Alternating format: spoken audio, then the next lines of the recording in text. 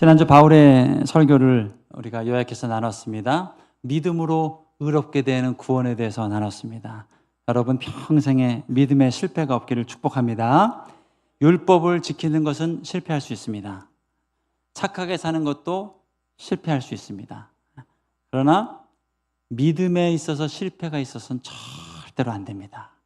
믿음 없이는 구원을 받을 수 없고 믿음 없이는 천국에 들어갈 수가 없습니다. 여러분 인생에 믿음의 실패가 없기를 주님의 이름으로 축복합니다. 내가 정말 잘 믿고 있는지 한번 돌아보십시오. 여러분 정말 잘 믿는다면 불안함이 없어야 됩니다. 정말 잘 믿는다면 암 선고를 받아도 염려가 없어야 합니다. 정말 잘 믿는다면 집안이 망해도 잠깐 두려움이 찾아올 수는 있지만 이 염려가 사라져야 됩니다. 왜 우리 이 믿음은 이렇게 중요한 겁니다. 믿음은.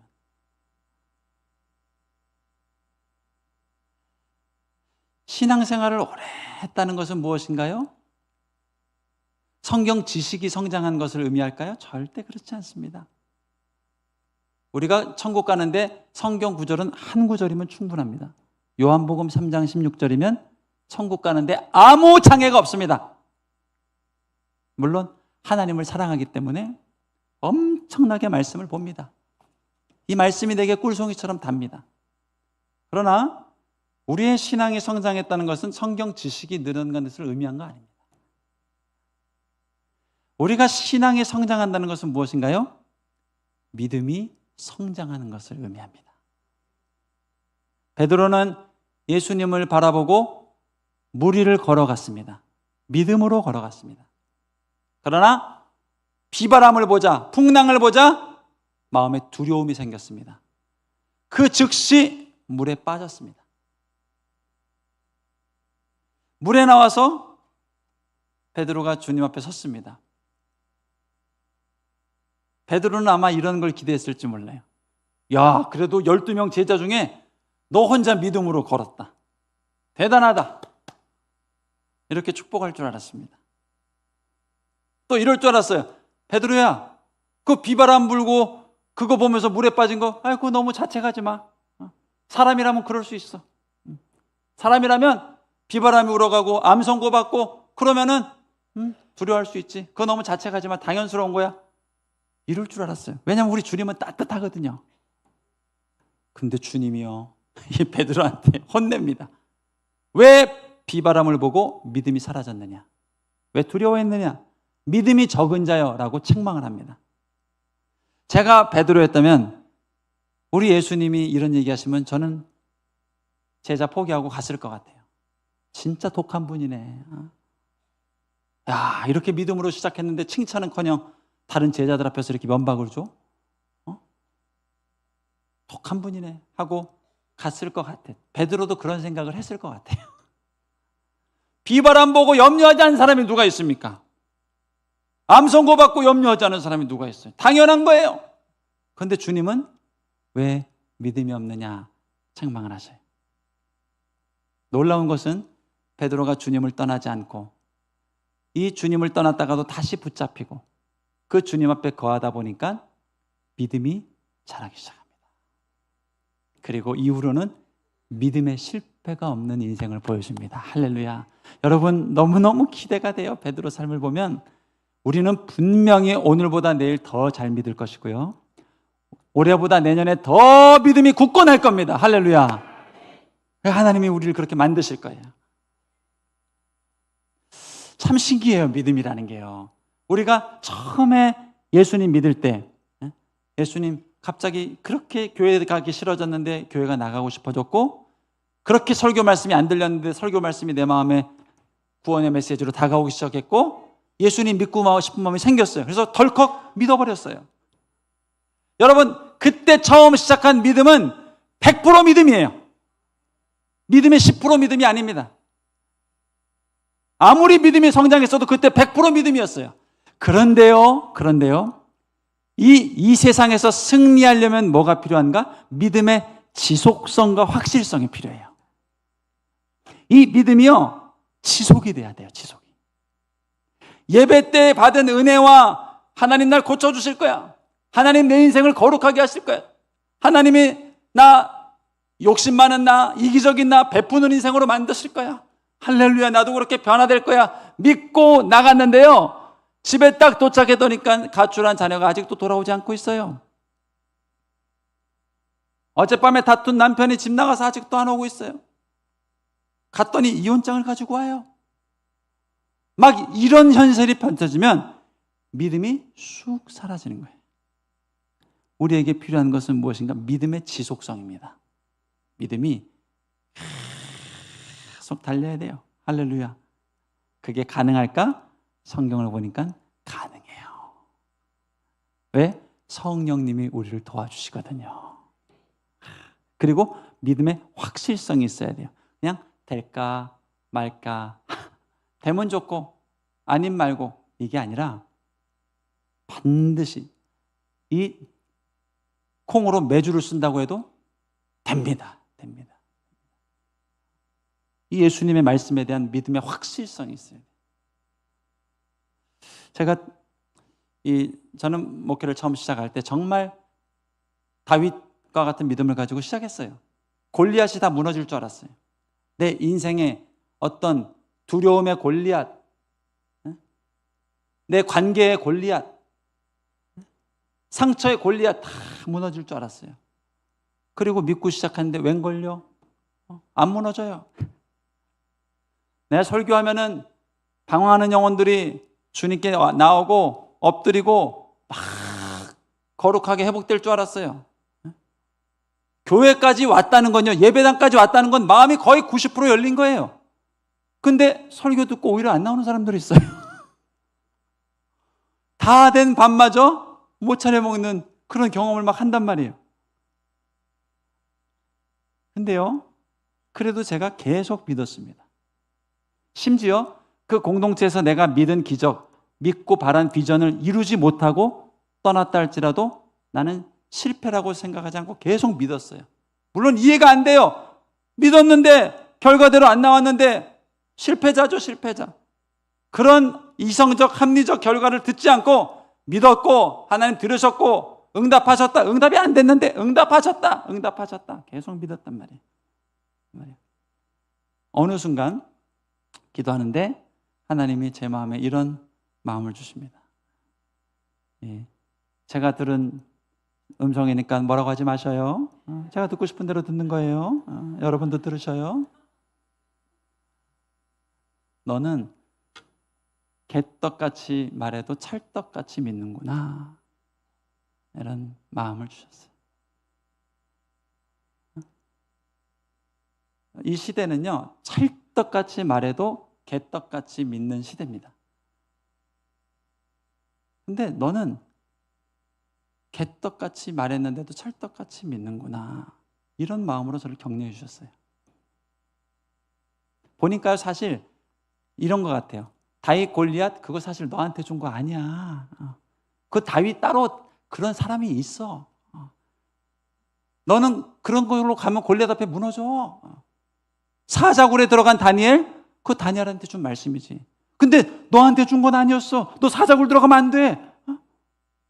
근데도 너는 믿는구나. 성경 말씀이 내 것이라고 믿어버리는구나. 다윗의 말이 내 약속이라고 믿어버리는구나. 이 마음으로 나를 격려해 주시고 엄청난 믿음의 부여함을 열어주리라. 하나님이 약속해 주는데 얼마나 지난 시간의 아픔과 내 해석되지 않는 불신과 이해되지 않는 멍해들이 다 풀어지는 느낌이 들더라고요. 할렐루야. 여러분, 이 신앙의 성장은 믿음의 선장입니다. 정말 제가 기대하기는요, 성령님이 우리와 함께 하시기 때문에, 우리 예배 가운데 충만하게 임하시기 때문에 여러분의 믿음은 오늘보다 내일 더 발전되어 있을 겁니다.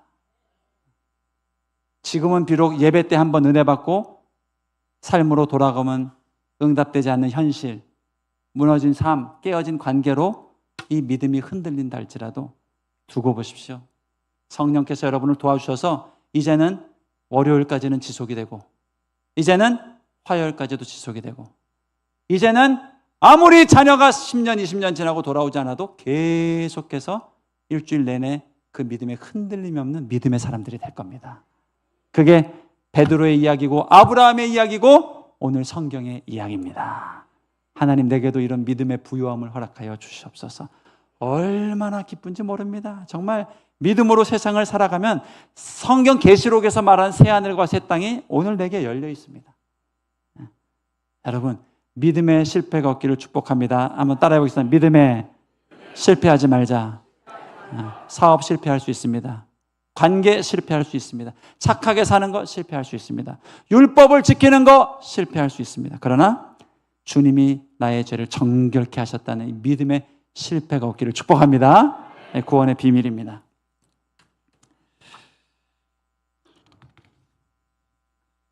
자, 믿음이 좋은 사도 바울, 믿음으로 살아가는 바울, 무엇으로도 바울의 믿음을 방해할 수가 없습니다.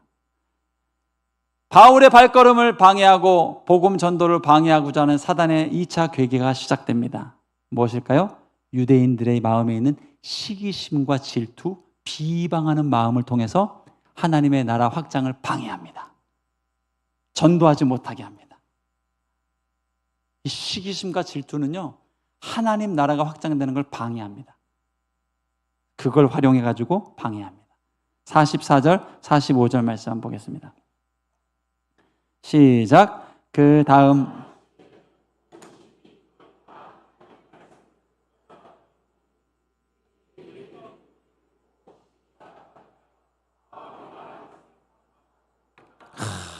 이 시기심으로 바울의 사역을 방해합니다.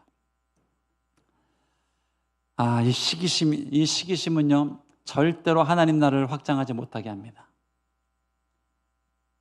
질투하는 마음이요, 남이 잘 되는 걸 보고 시샘하는 마음이요.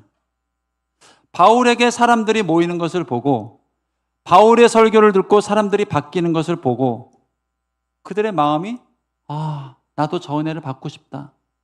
아니면 그래, 나도 저렇게 사람을 살릴 수 있다. 이렇게 돼야 되거든요. 바울의 설교를 듣고 절망 가운데 있는 사람이 소망이 납니다. 들어올 때 분명히 울면서 들어왔는데 나가면서 웃으면서 나갑니다.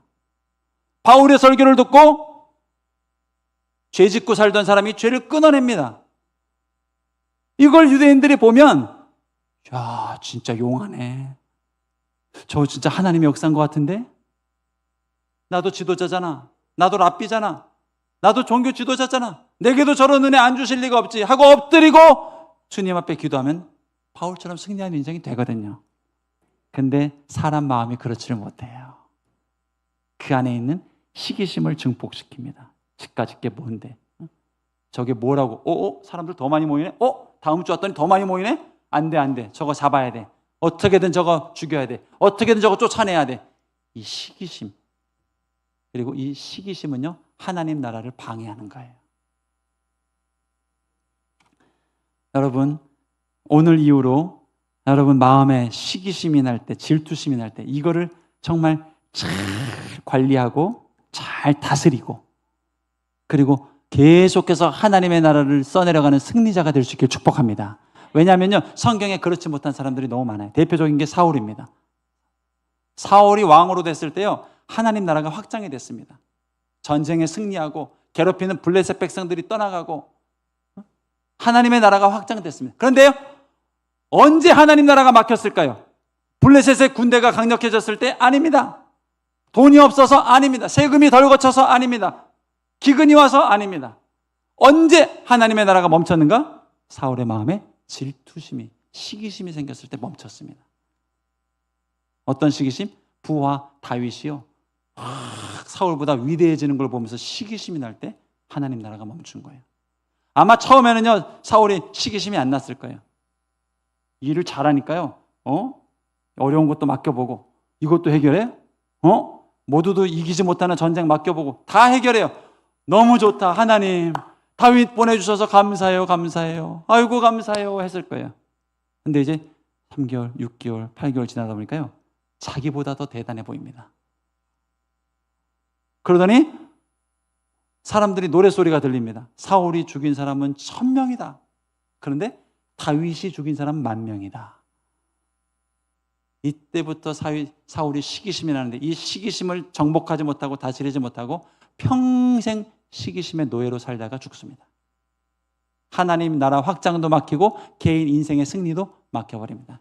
여러분, 시기심을 잘 정복할 수 있게 주님의 이름으로 축복합니다. 이거 정복 못하면요, 우리는 하나님의 나라가 확장이 안 됩니다. 특별히 대한민국 우리 사람들은 이 시기심을 잘 정복하지 못하면 하나님 나라가 확장이 막힙니다. 우리는요, 정말 열정적인 민족입니다. 전 세계에서 일본을 우습게 하는 나라가 유일한 나라가 하나 있답니다. 전 세계 모든 사람들이 재패니스 하면은 두려워하고 경외감을 갖고 그 시민의식. 근데 전 세계에서 유일하게 일본을 무시하는 나라가 하나 있대요. 대한민국입니다. 우리는 그렇게 어려운 보릿고개 지날 때도 잘 살아보세요. 잘 살아보세요. 미국보다 잘 살아보세요. 잘 살아보세요. 일본보다 잘 살아보세요. 잘 살아보세요. 북한보다 잘 살아보세요. 잘 살아보세요. 하면서 이 열정과 경쟁의식을 가지고 한강의 기적을 이뤄냈습니다. 할렐루야. 그런데 이게 동전의 앞뒷면이 시기심으로 딱 바뀌면요, 폐가 망신하기 좋은 습성입니다. 사촌이 땅을 사면 배가 아프대잖아요. 배가. 내가 땅 1,000평을 샀어요. 얼마나 기뻐요.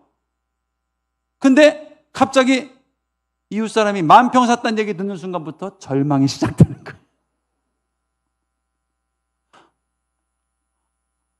내 아들이요, 대기업 취업을 했는데 한 달 만에 과장이 됐어요. 야, 막 자랑을 안 하려고 해도 사람들 만나면 자꾸 자랑하게 되고, 아유, 이러면 안 되는데 하면서. 그런데 갑자기 한 밥 먹던 사람이, 아이고 축하해요, 내 아들은 그 기업에서 한 달 만에, 1년 만에 차장이 됐어요. 그 순간부터 절망이 이제 시작되는 거예요. 밥값 내나? 그때로부터는 아들의 사장 이런 거 필요 없습니다. 전원보다만 빨리 가게 해주십시오. 이게 시기심이에요. 시기심. 유대인들이요, 이 시기심이 얼마나 강력했는지 오늘 45절 말씀 보니까요, 바울이 사람들 몰려드는 거 보고 시기가 가득해서 막 반박하고 비방했고요. 50절 말씀 한번 볼까요? 50절. 이제는 선동질까지 합니다. 유대인들이 경건한 기부인들과 신의 유력자들을 선동해서 바울과 바나바를 박해합니다. 그리고 그 지역에서 쫓아냅니다. 이게 시기심입니다. 여러분, 시기심이 있으면, 내 안에 시기심이 있으면 절대로 하나님 나라 확장이 안 됩니다. 멈춥니다. 전도 멈춥니다. 이 시기심을 잘 정복하지 않으면 정말 길이 없습니다. 제가 오늘 시기심을 정복할 수 있는 비법, 정말 성경의 비법을 소개해 드립니다. 오늘 이 비법을 마음에 새기고 앞으로 시기심이 일어날 때마다 꼭 이 생각을 하나님의 생각으로 붙잡고 꼭 승리할 수 있길 축복합니다. 간단합니다. 나보다 잘 되는 사람 보이면, 나보다 잘 되는 사람 소식 들리면 어떻게 되는가? 따라해 보겠습니다. 나는 더 잘 되겠구나. 더 잘 되겠구나. 제가 아는 하나님은요, 저도 시기 질투가 많습니다. 안 그렇게 보이시길 바랍니다. 시기 질투가 많아요. 근데 제가 하나님을 깊이 경험하면서 바뀐 게요, 시기 질투심 많은 나를 주님이 아시기 때문에요, 내가 시기할 일, 질투할 일을 웬만하면 내 눈에 잘 안 보이십니다. 가려주십니다. 참 우리 하나님이 너무 좋아요. 너 시기하지 마, 시기하지 마 이러지 않고요, 내가 시기할 일, 질투할 일을 웬만하면 가려주십니다. 옆 교회가 10,000명으로 부흥해도 절대 못 듣게 하십니다. 시기심으로 질투심으로 잠 못 자는 걸 아시니까. 저는 여러분 이 하나님 꼭 만날 수 있길 축복합니다. 얼마나 우리 주님이 좋은지 몰라요. 그런데도 불구하고 보여줄 때가 있습니다. 왜 보여줄까요? 1번, 저 놀리려고. 2번, 나 책망하려고. 너 그거밖에 안 돼? 다 답이 아니죠? 제가 살아가면서 해석한 유일한 이유는 그겁니다. 이 큰 역사와 기적을 네 인생에도 보여주고 싶다. 이겁니다. 그 주님을 믿어버리세요. 믿어버리세요. 타협 없이 믿어버리십시오. 아들이 1년 만에 차장이 됐는데 부장된 집이 있어? 주님이 웬만하면 감춰주십니다. 내가 괴로운 거 아시거든요.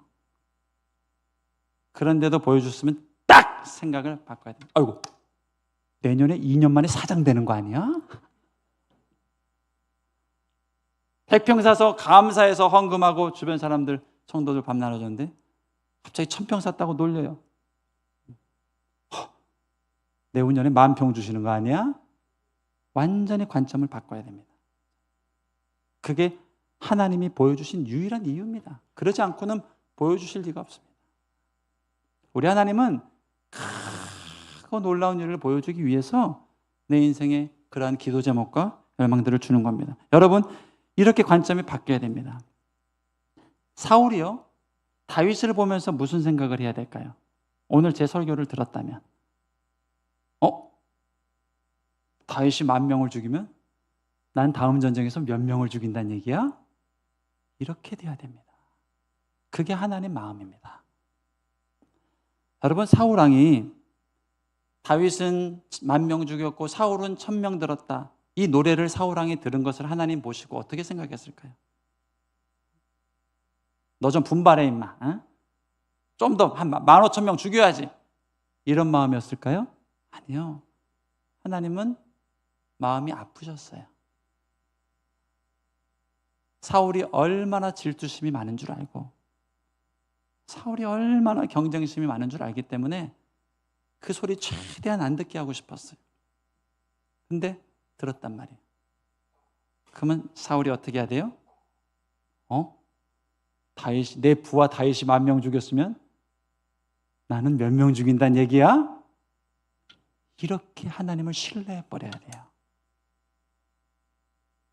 하나님의 계획은요, 사울 왕을 통해서 아들 요나단이 왕이 되는 겁니다.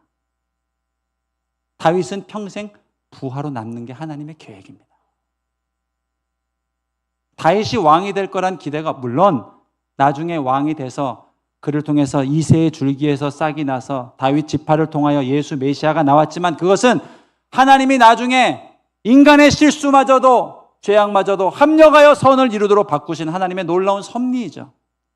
애초 하나님의 계획은 사울이 왕으로 계속 승승장구하는 겁니다. 왜요? 기름 부음을 사울에게 줬기 때문에 그래요. 사울이 질투할 이유가 없어요. 해봤자 부하입니다. 해봤자 반역자입니다. 하나님은 나에게 기름 부으셨어요. 그리고 나가다 보면 다윗은 멋진 부하로 성경에 우리아처럼 기록이 됐을 것이고, 사울은 더 멋진 왕으로 기록이 됐을 거예요. 이 시기심에 사로잡혀서 평생 다윗 증오하다가 죽습니다.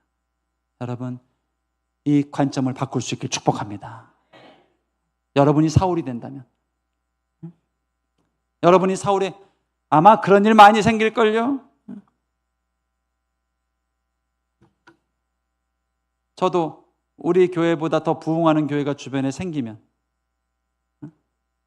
정말 제가 할렐루야, 하나님의 교회가 부흥하고 있구나, 어느 교회인지는 상관없습니다, 주님의 교회가 부흥하게 하십시오, 1년 8달 제가 기뻐하면서 감사할까요? 저기는 분명히 뭔가 허점이 있을 텐데, 우리보다 안 좋은 게 있을 텐데, 식당이 우리보다 안 좋구나. 여러분, 식당이 우리가 더 좋아요. 주차장은 우리 교회 따라갈 데가 없죠. 주차장 우리가 좋아요. 이런 걸로 하다가 이 시기심에 걸려버리면 하나님 나라가 멈춰버리는 거예요. 멈춰버리는 거예요. 만약 그런 교회 보이면 어떻게 해야 돼요? 더 큰 구원의 역사를 이루시겠구나. 이거예요, 이거. 물론 시기심이 안 나면 괜찮아요. 그러면 그냥 축하하고 감사하면 돼요. 그런 분들도 1000명 중에 1명 정도는 있더라고요. 남이 잘 돼도 정말 기뻐하고 하는 분들. 타고나게. 그런 분들은 감사하시고 정말 하나님 앞에 예배자로 승리하십시오. 그러나 그렇지 않은 999명 여러분. 이 하나님을 신뢰해야 돼요. 하나님을. 내가 전도한 사람이요. 교회 왔는데 예배도 잘 드리고 사람들이 좋아합니다. 마음이 어떨까요? 좋죠. 기쁘죠. 근데 이제 6개월, 1년 지나가는데 나보다 더 좋아해요. 막 식사할 때도 난 안 부르는데 걔는 불러요. 이건 아닌데 뭔가 이상할 거예요. 그러다가 한 3년이 지났는데 임직자를 딱 발표하는데 나는 빠졌는데 그 사람이 됐어요. 여러분 무슨 생각할까요? 1번 정말 감사합니다. 아유 그래요? 대단하시네요. 남은 999명은 어떻게 해? 왜 내가 쟤를 여기 전도해가지고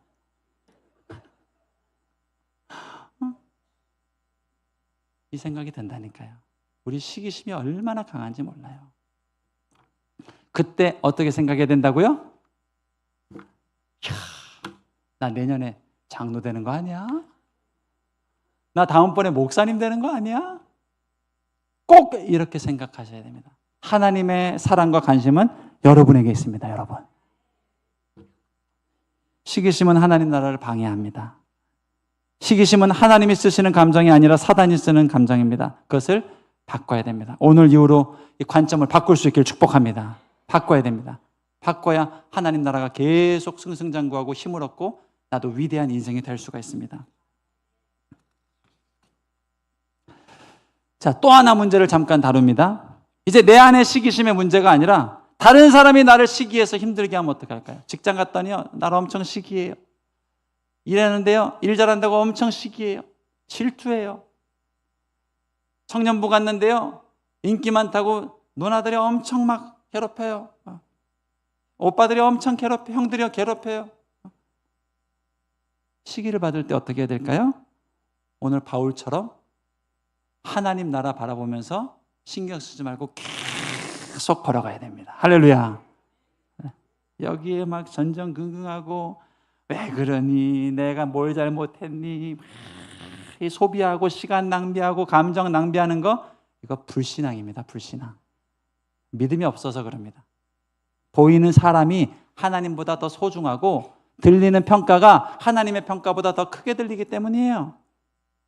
그때 바울처럼 주님 나라 바라보면서 주님이 나를 인정하시는 그 마음, 100명의 시기보다 주님 한 분의 인정이 더 크게 들려야 됩니다. 할렐루야. 할렐루야. 이 중에는 하나님의 100가지 말씀 줘도 한 명 시기하면 흔들리는 분들이 많이 계시죠? 100명이 시기해도 하나님 기도할 때마다 내가 너를 인정하노라, 내가 너를 축복하노라, 내가 너를 사랑하노라, 이 하나님의 음성을 크게 들을 수 있는 인생 되시길 축복합니다. 승리하는 인생이 됩니다. 바울이 그렇게 승리합니다. 46절 말씀 볼까요?